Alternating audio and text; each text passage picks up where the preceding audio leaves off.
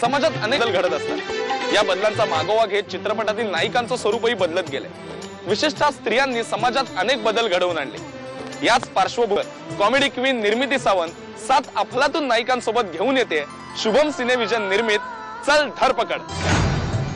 बोल कबड्डी बोल बोल।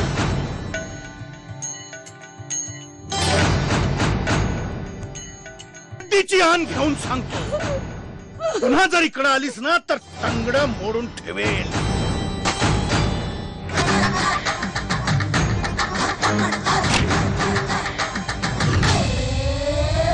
मूलभूत सोयी सुविधा उपलब्ध नसलेल्या वैतागवाडी या गावात शेतकऱ्यांच्या जमिनी लाटणाऱ्या पाटला विरुद्ध 7 नायिकांनी कबड्डीच्या माध्यमातून दिलेला मनोरंजक लढा म्हणजे धरपकड हा सिनेमा। या सिनेमात वैशाली सामंत, बेला शेंडे यांच्या आवाजात धमाल लावण्या तर आहेतच, तर या सिनेमाचं पटकथा आणि दिग्दर्शन केलंय आत्माराम धरणे।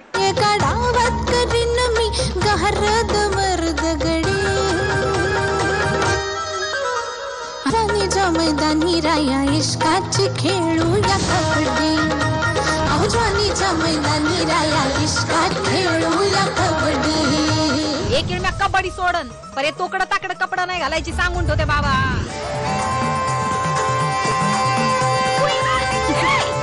7 बायकांवरती हा सिनेमा बेसिकली, ज्या एकत्र येऊन एक लढा देतात।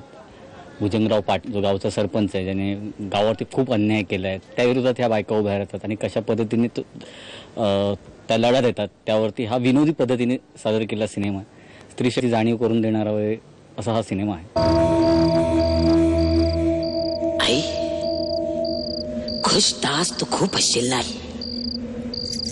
अगं काय नाही सेवा केली तुझी आई। आई शुक्रवार केले, पांढरे बुधवार केले, गुरुवार सकट उलट्या पावलानं मंगळवार बी केले।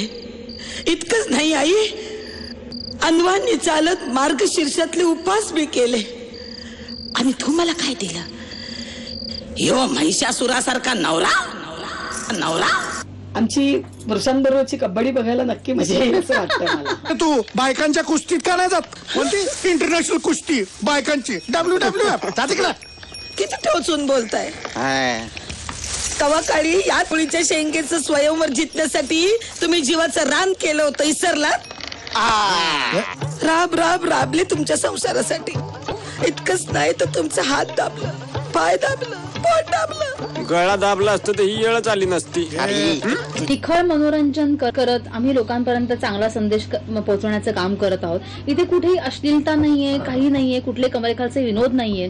आता सर्व कुटुंबाने येऊन पाहावा, आणखीन तो एन्जॉय करावा असा हा चित्रपट आहे।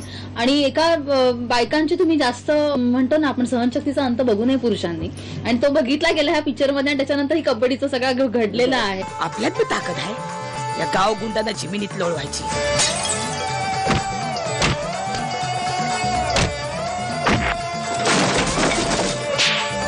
आम्ही कबड्डी खेळणार म्हणजे खेळणार।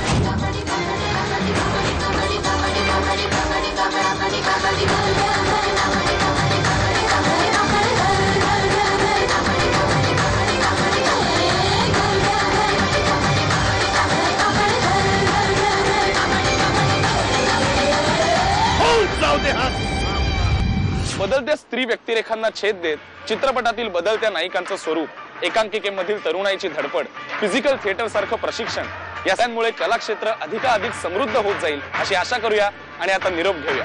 आता आपण भेटूया हाऊसफुलच्या पुढच्या भागात काही नवीन घडामोडींसकट। तोपर्यंत बाय बाय।